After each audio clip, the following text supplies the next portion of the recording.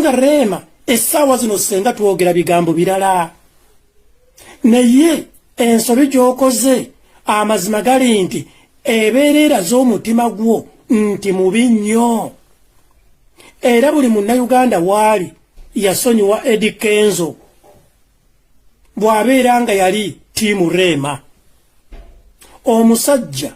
omutulugunyizza amazima gali nti ebigambo byonna kati ebyogerwa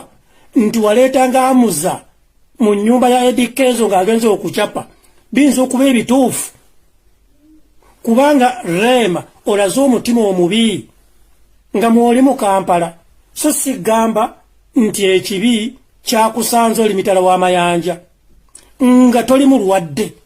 sigamba nti nno wabadde olina obukosefu wabula ng'oli mu Kampala bakulaba batya ng'ogenze mu famire ya Eddie Kenzo famire omutali